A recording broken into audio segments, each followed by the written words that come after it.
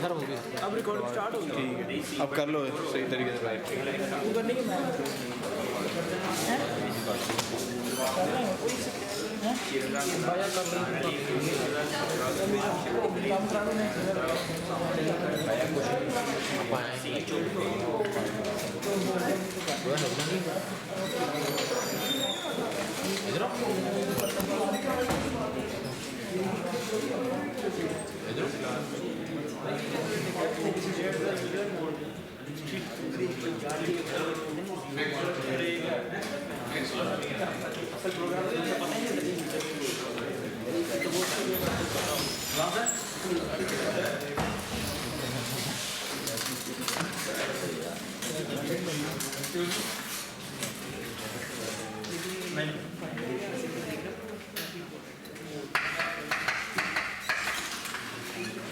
अच्छा जी,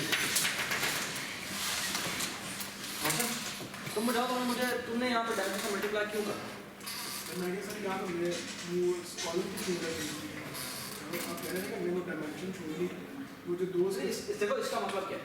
जब मैं कहता हूँ रो नंबर 3 पे जाना है, रो नंबर 3 का मतलब है कि मैंने 2 रोज स्किप कर दी। यस सर, 2 रोज स्किप का मतलब है कि 2 रोज, एक रो में कितनी वैल्यूज हैं? डायमेंशन वैल्यूज हैं। 2 रोज में कितनी वैल्यूज हैं? रो मल्टीप्लाई बाय डायमेंशन हो जाएगी, जो पिछली पिछली रो है। तो फिर कॉलम में तुमने क्यों मल्टीप्लाई करवाना था? जो सर मैं कॉलम को स्किप कर, कॉलम तो हमने जितने कॉलम्स ने कहा उतने कॉलम स्किप करने हैं। तो जब तुमने कॉलम को डायमेंशन को मल्टीप्लाई करा है तो मतलब ये कि उतने कॉलम की वाली 8 तुम 80 वैल्यू से नीचे लाना चाहते हो। मुझे समझ नहीं आ रही तुम कॉलम को क्यों मल्टीप्लाई करते हो? सर आपने सिर्फ रोज के लिए ऐसे बताया ना कि आप रोज इस तरह छोड़ेंगे, तो वो कह रहे हैं कि कॉलम्स के लिए ऐसे, अगर कॉलम्स इस तरह है तो पूरा कॉलम इनटू डिम, पूरा कॉलम बन जाएगा। कॉलम इनटू डिम तो बनता ही नहीं है ना। अगर मैंने जाना है इस कॉलम पर, इस कॉलम का मतलब क्या ये है कि मैंने ये वाली सारी वैल्यूज छोड़नी है, ये तो नहीं काम है। ठीक है, वो रो मेजरमेंट, वो पहले ये रो सेव करता है, फिर उसके बाद ये रो सेव करता है, इस तरह चलती है।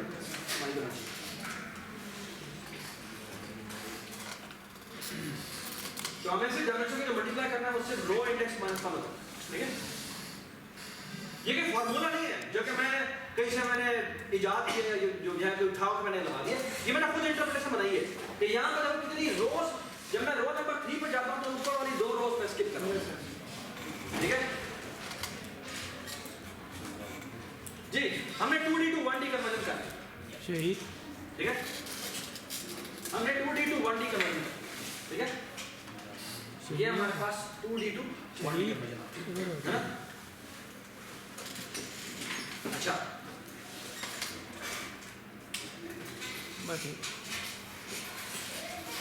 ओके,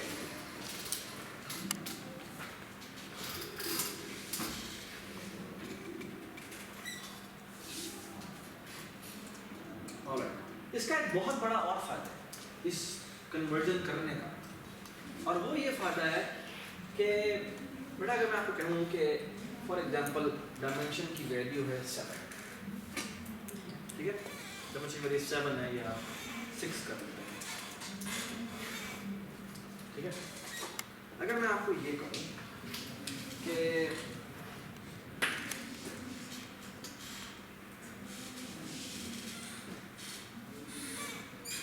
चले अगर मैं आपको ये कहता हूँ कि इसके ये हमने टिक टैक टो का बोर्ड बनाया, ठीक है। टिक टैक टो का अगर हमने बोर्ड बनाया है तो और उसमें हम विनिंग की कंडीशन चेक करना है, ठीक है। तो हम विनिंग की कंडीशन चेक करना है। अब एक तरीका ये है कि हम एक तरीका ये है कि हम इसको, इस बोर्ड को एक्सेस करते हैं। ये हमारा आउटसाइड वर्ल्ड है जिसको हमने दिखाया हुआ है बोर्ड, ठीक है। ये इसमें कितनी वैल्यूज हैं? 6 वैल्यूज इसमें और 6 इसमें होंगी, और इसी तरह से आपका ये 6x6 डायमेंशन, 2 और आएंगी, 2 और, ठीक है ना। अगर मैं आपको कहूँ कि मैंने विनिंग कंडीशन चेक कर, एक्चुअली जो स्टोर्ड है वो तो इसमें, ठीक है, जो कि 0 से लेकर कहाँ तक जाएगा, जो कितना बनता है बेटा 6 के लिए 35 है ना 35।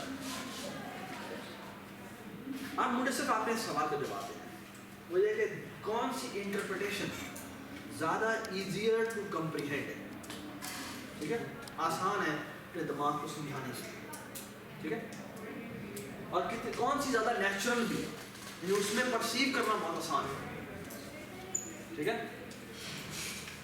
एक हमारी परसेप्शन ये है, और वो परसेप्शन क्या है कि मैं कहता हूँ फॉर एग्जाम्पल मैंने वर्टिकल विंग चेक करना है, कौन सा विंग चेक करना है, वर्टिकल विंग चेक।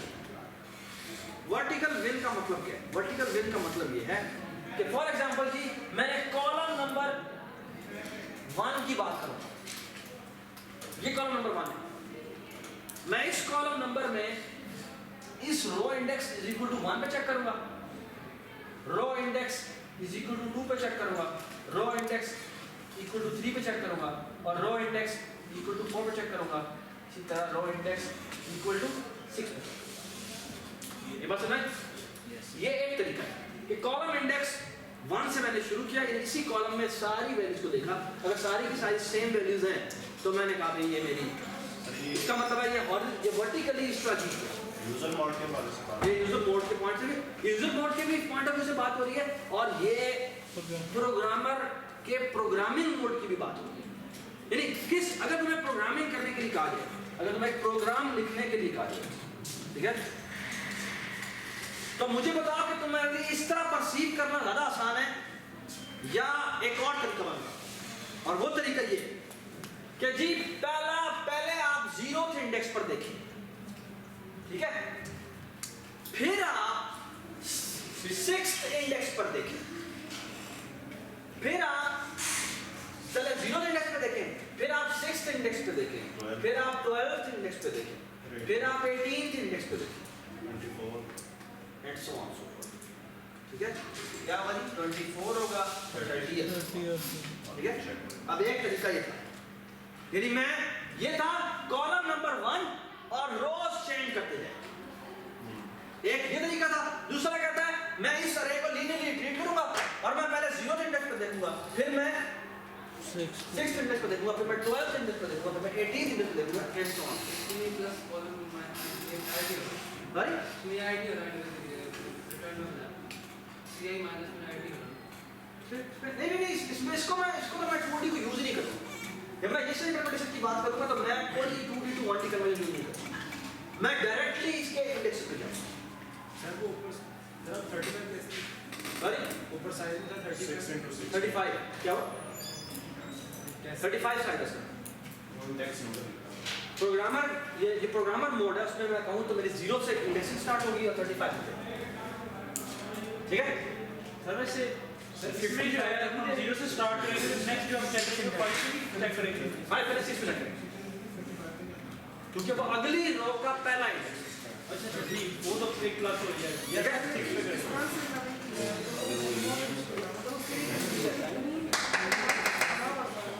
जी। अच्छा एक बात है, एक तरीका ये है, ठीक है, मैं इसी को थोड़ा आगे बढ़ते हैं। ये हमने पहले कॉलम में चेक किया था, इसमें आना, इसमें या मैंने सेकंड कॉलम के लिए चेक करना है, मैं सिर्फ column i is equal to 2 कर दूंगा और मेरी रो ऐसी की वैसी चेंज होगी, आई एम डन। इसी तरह अगर मैं कॉलम 3 पे चेक करना चाहता हूं तो column index is equal to 3 row मिलेगी, ऐसी की वैसी चेंज होगी। सर अगर वहां पर वो एक मिनट यहां पर सिर्फ ये चेंज है कि मैंने बस और कितना नेचुरल है टू अंडरस्टैंड कि मैंने कॉलम नंबर 2 को चेक करना है, ये जी मैंने कॉलम नंबर 3 को चेक करना है, ये भी मैंने कॉलम नंबर 4 को चेक करना है, कॉलम 4 में वो तो पूरा चेक करना है, which means कॉलम मेरा फिक्स रहेगा और रो मेरी चेंज होती जाएगी। सो नेचुरल टू कंप्रीहेंड, इसकी जगह इस पे देखो, यही आप इसको जब अपने आप को परसीव करने की कोशिश करवा रहे तो आप कह रहे हैं कि जी अब इसका मतलब है कि मैं शुरू करूंगा 1 से, तो पहले मेरा 1 होगा, फिर अगला मेरा क्या आएगा 7 आएगा, फिर मेरा क्या आएगा 13 आएगा, फिर मेरा क्या आएगा 19 आएगा, 25। मुझे तो ये समझ नहीं आता, फिर भी अगर तुम देखो तो ये इन दोनों इन सब के दरमियान में डायमेंशन का गैप है, ये तो समझ में आता है। और सबसे बड़ी लेकिन ये कितना कितना अननेचुरल है टू कंप्रीहेंड लेकिन कि मैं लीनियरली एक चीज चेक करता जा रहा हूँ, बड़े बड़े जंप ले। लेकिन सर अगर ऐसी कोई हायरार्की बना ली जाए जो 0 से 30 तक हमारी जंप कर रही है, उसमें हर बार सिर्फ एक इंक्रीमेंट हो रहा है बस। जी जी जी जी लेकिन एक ये बात तुम्हारी ठीक है कि ये कि एक एक का ही चेंज होगा, वो बात ठीक है तुम्हारी। लेकिन मैं हमें से ये बात का जवाब दो कि कौन सी चीज ज्यादा नेचुरल टू अंडरस्टैंड होती है, वो ये।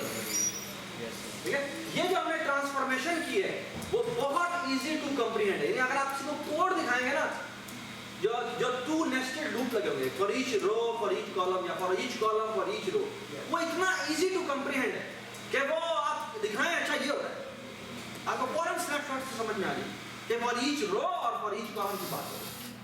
ठीक है, उसकी निस्बत अगर आप ये वाला कोड करेंगे, ये आप किसी को समझा के दिखाते हैं। ठीक है, अगर आपकी वो आपके साथ ना बना रहा हुआ और आप उसे कोड देते हैं और आपके मैं आप एक लफ्ज भी नहीं बताऊंगा, उसे ये समझ में नहीं आएगी कि वो क्या है। उसकी निस्बत ये is so simple to understand. Okay, एक बात याद रखिए, जब भी प्रोग्रामिंग कर रहे हैं, प्रोग्रामिंग करते हुए जितना कोड आपका सिंपल टू रीड होगा, ठीक है, जो खूबसूरत कोड होते हैं, खूबसूरत जो कोडिंग करते हैं, ठीक है, उनकी एक निशानी होती है, उनका कोड सेल्फ एक्सप्लेनेटरी होता है। ठीक है, उसमें इवन कमेंट्स की भी जरूरत नहीं होती। ठीक है ना, मैं इतने उसको वो नेचुरली समझाता है कि मैं ये कर रहा हूँ, मैं ये कर रहा हूँ। ठीक है, ऑलराइट, चलें जी, ये हमने ट्रांसफॉर्मेशन की 2D to 1D। अच्छा, अब मैं आपको एक बात बताता हूँ, जो C++ है वो आपको, ये हमने 2D to 1D कर मुझे, ठीक है, आपकी अरे 36 की बनी है, 36 की अरे बन गई, 6 × 6 कितना होता है, 36 साइज की मैंने अरे बनाई, तो इंडेक्स कहाँ से कहाँ तक होगी, 5 तक। मैंने 36 साइज की अरे बनाई है, तो 0 से लेकर आखिरी इंडेक्स क्या होगा, बात समझ में आ रही है। चलिए 2D में डिक्स कर रहा है, वो उसकी पहली लाइन कोई कर रहा है। बेटा मैंने अरे जो बनाई है वो सिंगल टी अरे बनाई है, वो भी तो सच बनाई है, 36 साइज, 36 की बनाई तो है। इंडेक्सिंग कहाँ से कहाँ तक होगी, 0 से 35। रिक्वायरमेंट तो मतलब एक साथ ही स्पेस। एक मिनट पहले से खत्म कर, हाँ प्रॉब्लम क्या है। सर वहाँ पे किया था ना, वो 0 सर अभी तो नहीं किया था सर, हमने भी 28 किया था, 2 रो और 8 कॉलम, 28। वो उसके इसमें मैं 10/10 की अरे उस पर 10/10 है। अभी जो मैंने बनाई है वो 6/6, ये जो मैंने बनाई है वो 6/6। अच्छा,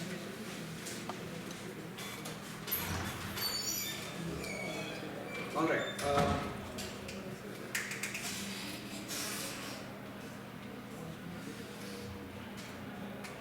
अच्छा C++ में जी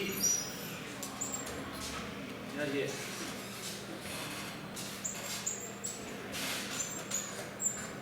एक ही का पड़ा या C++ में बेटा आपके ना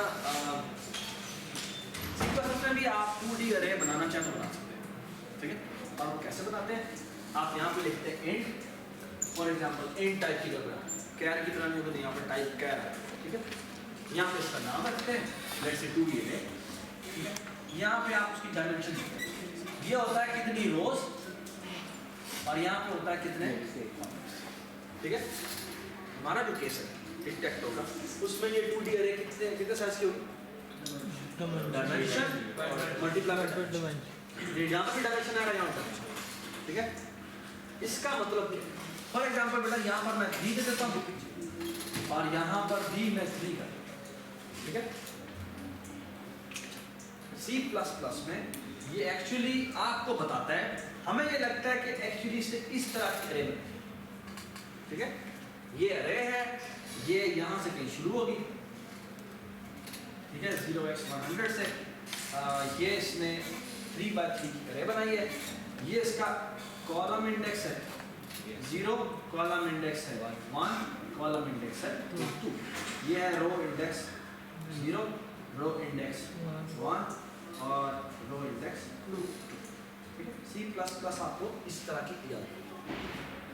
बेटा अगर मैं कहता हूँ यही मैंने 2D अरे जो बनाई है 2D अरे का कहते हैं, इसके मैं कहता हूँ 0 0 पे जाके 20 रख, ठीक है? सर किस जगह जाके 20 रखेगा? पहले यहाँ पर आ जाएगा 20, ठीक है? अगर मैं कहता हूँ 2D अरे और यहाँ पे कहता हूँ 0 और यहाँ पे मैं कहता हूँ और सुना, यहाँ मैं कहता हूँ 2 वे जाके रखते 30, ये किस जगह आ रखेगा? हाँ?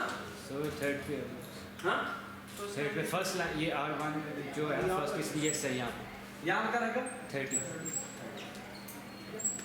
ऑलराइट, तो एक बार मतलब अगर मैं कहता हूँ 2D अरे, यहाँ पे मैं लिखता हूँ 2 और यहाँ पे मैं लिखता हूँ 2 और यहाँ मैं कहता हूँ 40, किस जगह जाके लास्ट वन। समझ आई बात? Yes, sir. ठीक है? अच्छा,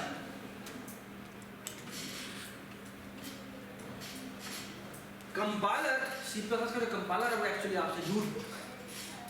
और झूठ क्या बोला हुआ है इसमें कि भाई मैंने आपके लिए 2D अरे बनाई, वो एक्चुअली 2D अरे नहीं बनाता, वो जो आपके लिए बनाता है वो एक्चुअली यही बनाता है। मतलब ये कि इसमें सिंगल डी अरे ही बनाया, ठीक है? उसके मैं आपको एक सबूत देता हूँ और सबूत ये देता हूँ कि अगर मैं जाके ये लिखूँ 2D अरे और यहाँ पे लिखूँ 0 और यहाँ पे लिखूँ 8 और इस जगह जाके लिखूँ 50, कैन यू गेस कि वो किस जगह लिखेगा? I think second के second Second हो गया second R2C1 किस जगह वो 50 लिखेगा? second 40 row से first पहला लो नहीं last yes.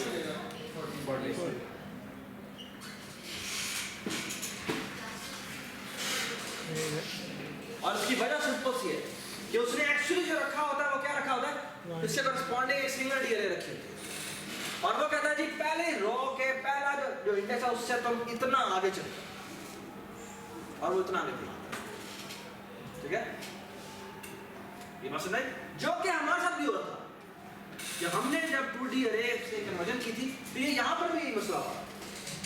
जब मैं कह दूं कि 0th इंडेक्स यहाँ पे कह दूं 0th रो या फर्स्ट रो का 5th एलिमेंट और 3x3 की आपने बनाई है, तो एक्चुअली वो सेकंड रो की सेकंड एंट्री पे जाकर रखेगा जो कि यहाँ पर, ठीक है? अगर आपने चेक लगाना है तो आप खुद चेक लगाएंगे। C++ आपको ये इजाजत देता है कि आप अरे से की आउट ऑफ बाउंड से जाना चाहते हैं चले जाए,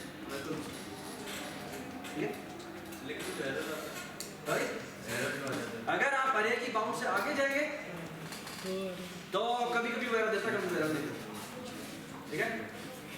ऑलराइट, हाँ अगर आप इस अरे के अंदर ही अंदर थे रहे, जैसे मैंने अभी 0 8 का, तो आप अरे के अंदर ही तो वो आपको राइट रिटर्न देगा।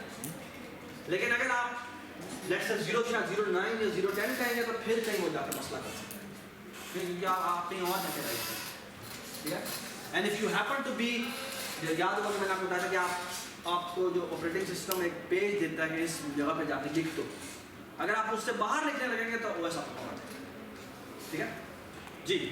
डिमेंशन जो 3 और 3 दिया आपने, यहाँ पर 8 लिखा है, 3 से ज़्यादा तो नहीं, 3 से ज़्यादा नहीं लिख सकते, लेकिन होता क्या है? वो होता ये है कि इसके कोरस्पॉन्डिंग उसने रखा होता है एक सिंगल डी अरे जिसकी इंडेक्सिंग कहाँ से स्टार्ट होती है? 0 से लेकर कहाँ तक जाती है? 8 तक जाती है ना? आपने कहा 0 8 पे चले जाओ, इसका मतलब है 0 मल्टीप्लाइड बाय डायमेंशन प्लस हमारा -1 था क्योंकि हमारी इंडेक्सिंग 1 से स्टार्ट होती है, इसकी इंडेक्सिंग 0 स्टार्ट होती है, तो ये होता है row index multiply by dimension plus column index, ठीक है? तो 0 multiply by dimension plus column index में कितना दिया? 8, एक्चुअली 8 इंडेक्स है। जैसा कि ये 0 की जगह 1 कर दो, 8 की जगह 5 करें, 1 की जगह इसकी जगह 1 कर दे और इसकी जगह 5 कर दे, ऐसे कर रहे हो तब इसका मतलब है ये हो जाएगा 1 multiply by dimension which is 3 plus 5 ठीक है 8 पे जाए यहाँ पर जाने के बाद उसी जगह पर ठीक है इस जगह चेक करना आपको ये चीज़ें पता चलें ठीक है। तो कंपाइलर बैकएंड पे सिंगल डी अरे रखता है लेकिन ये जो हमने फंक्शन बनाया ना 2D to 1D इसी तरह का उसने एक इंटरनली एक फंक्शन बनाया जो मैं आपको बता दिया वो एक्चुअली ये होता है row index multiply by dimension plus C और उसने यहाँ पे -1 इसलिए नहीं किया क्योंकि हमने कन्वेंशन बनाई थी कि हमारी लूप जो है वो हमारा जो इंडेक्सिंग होगी वो 1 से शुरू तो ये इसने कन्वेंशन बनाई है उसमें आपकी जो इंडेक्सिंग है वो कहाँ शुरू होती है 0 से ठीक है दैट्स व्हाई वो माइनस कहीं ठीक हो गया यस चैलेंज इसको आप प्लीज जिन लोगों ने टिक टैक तो बना ली हुई है उनको पहला काम जो करना चाहिए वो शायद ये करना चाहिए कि 2D अरे में जाके उसको कोड करें ठीक है 2D अरे में जो बस थोड़ा पासिंग का सिंटैक्स थोड़ा डिफरेंट होता है वो आप बुक से देख लीजिएगा कि वो क्या होता है उसमें एक डायमेंशन आपको बतानी पड़ती है ठीक है तो फिर मैं आपको नेक्स्ट टाइम दोबारा बताऊंगा क्या करना है जी अभी आपको कहा कि जो उसको पहला इंडेक्स देते हैं वो वहाँ से स्टार्ट करते हैं और उसने आगे मूव करते हैं तो अगर हम 1 5 के केस में लेते हैं तो 1 से स्टार्ट करते हैं वन उससे आगे नहीं करता वो होता है row index multiply by dimension plus column यानी ये सीक्वेंस अगर रो आई की वैल्यू 0 होगी तो ये फिर तुम्हारी बात ठीक है वरना वो जो भी आप वैल्यू देंगे वो नॉन जीरो वैल्यू अगर होगी तो मल्टीप्लाई बाय डायमेंशन करेगा फिर प्लस और डायमेंशन क्या है डायमेंशन है कि इसकी एक कॉलम में कितनी एंट्रीज यानी ये वो अंदर खुद कैलकुलेशन है हाँ ये खुद ठीक है ये डायमेंशन का मतलब यहाँ पे एसेंशियली क्या है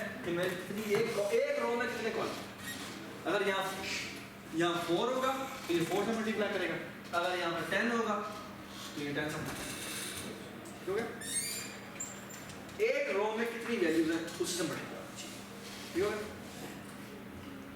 चलिए हम वापस आते हैं इस टिक टैक टो पे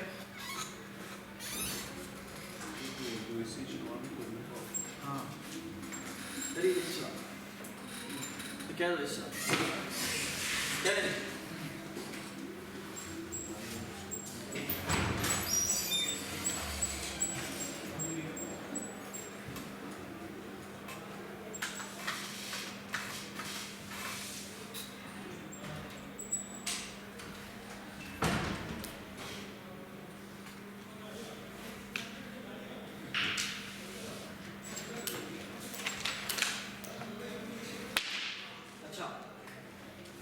ये 2D to 1D हमने बना लिया इसका हमें इमीडिएट फ़ायदा ये हुआ कि हमने कहा कि हम अपनी कन्वेंशन ये बनाते हैं कि अब हम प्रोग्रामर मोड में भी जब कोड करेंगे तो हम ऐसे कहेंगे go to each row and then for each row go to each column ठीक है उसके एग्जाम्पल हमने ये लिखी थी कि हमने एक फंक्शन बनाया था जिसका नाम रखता है इनिट ठीक है इनिट में क्या पैरामीटर पास होते हैं क्या ये बहुत समझ में आया कि हमको अगर 2D अरे यूज करते हैं तो हमें क्या जरूरत है नहीं 2D अरे अगर आप 2D अरे यूज करेंगे तो प्रैक्टिस जरूरत नहीं है ठीक है चलें आप यहाँ इनिट पे आ गए इनिट में आपके पास हमने क्या पास किया था इंटीजर बोर्ड पास किया था और इसकी डायमेंशन पास ठीक है अच्छा एक हमने और कमीशन बनाई थी जिसमें हमने टर्म भी पास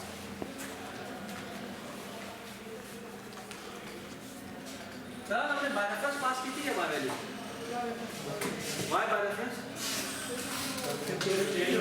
इसको इसने एक्चुअली इस टर्म की वैल्यू चेंज ठीक है हमने क्या किया था हमने कहा था गो टू ईच रो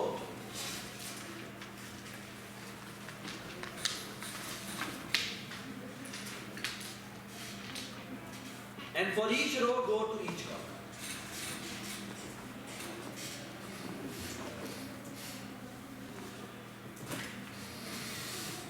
ठीक है और हमने क्या कहा हमने पहला काम ये किया कि इस फंक्शन को कॉल किया ये हमें क्या बताएगा कि इस रो और इस कॉलम के करस्पॉन्डिंग हमें सिंगल डी अरे का इंडेक्स देना तो पहला काम ये है कि हम एक इंटीजर i कंप्यूट करते हैं और उसको कॉल करेंगे 2d to 1 ठीक है और इसको क्या पास किया ri पास किया ci पास किया और डायमेंशन। ठीक है, ये हमें इंडेक्स, और जब इंडेक्स आ जाएगा तो उस बोर्ड की एंट्री पे जाएंगे और वहां पे जाके क्या रखवा देंगे, ठीक है, ये हमारा index. And now you can see it's much more cleaner to comprehend कि मैं क्या कह रहा हूं, हर रो के हर कॉलम पर जाओ और उस जगह जाकर क्या रखवा दो, डैश। ठीक है, इसी के करस्पॉन्डिंग हमने एक और बनाया था कि बोर्ड प्रिंट। बोर्ड प्रिंट क्या करता है, बोर्ड प्रिंट अगेन ये बोर्ड लेता है, डायमेंशन लेता है और कुछ नहीं लेता, बस बोर्ड। ये क्या करता है, ये अगेन यही फॉर लूप लगाता है, ri = 1 से लेकर din तक, और फिर कॉलम इंडेक्स = 1 से लेकर दिन तक। ठीक है, और ये क्या करेगा, बोर्ड ये सी आउट करेगा, vi, but what is i is जो कि आपने बिल्कुल उसी तरह कैलकुलेट किया, 2d to 1d ri ci n। ठीक है, जो इस रो इस कॉलम के corresponding with respect to this dimension index बनता है, उस इंडेक्स पे गए और उसको जाके बोर्ड पे डिस्प्ले करेगा। ठीक है, ये डिस्प्ले करेगा। जब ये जब पहली दफा लूप चलेगा तो उस रो = 1 के लिए ये सारा कॉलम का लूप चलेगा। ठीक है, तो डायमेंशन की वैल्यू बेटा अगर 6 है तो रो = 1 के लिए ये 6 दफा चलेगा। ठीक है, तो पहली रो प्रिंट हो गई, तो पहली रो प्रिंट होने के बाद हम क्या करना चाहिए, सी आउट क्या करना चाहिए। ठीक है, ऑलराइट। तो तकरीबन हर जगह पे जब भी हम एक रो की एंट्री को एक्सेस करने लगते हैं, जब भी हम एक बोर्ड की एंट्री को एक्सेस करने लगते हैं, तो हम पहले रो इंडेक्स और कॉलम इंडेक्स के कोरस्पॉन्डिंग हम क्या करते हैं, हम रो इंडेक्स और कॉलम इंडेक्स के कोरस्पॉन्डिंग क्या करते हैं, हाँ नहीं, हम रो इंडेक्स और कॉलम इंडेक्स के कोरस्पॉन्डिंग क्या कैलकुलेट करते हैं, पहले उसका इंडेक्स निकालते हैं मल्टी का, और फिर क्या करते हैं, इंडेक्स पे जाके उस इंडेक्स पे जाके जो भी करना है उसे प्रिंट करना, प्रिंट करके उसे एक्सेस करना, तो हम डायरेक्टली जाके उसे एक्सेस। ठीक है, ऑलराइट, ये हमने बोर्ड प्रिंटिंग देखा। ठीक है, सही है, ऑलराइट, ऑलराइट।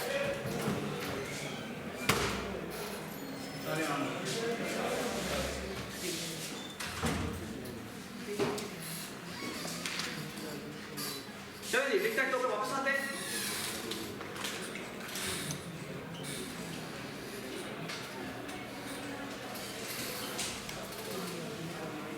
चले जी प्लीज, जो जिन लोगों ने टिक टैक बना भी लिया है, आई वुड वांट कि आप एक पेज निकालें और पिछले जो हमने लिखा था उस पर बिल्कुल नहीं देखना, एंड प्लीज डिस्कस कि हमें क्या क्या चीज़ें चाहिए थी टिक टैक को काम करने के लिए। मारो तो मुझसे ठीक है, अब प्लीज स्टार्ट सेशन। यार पीछे मुड़ा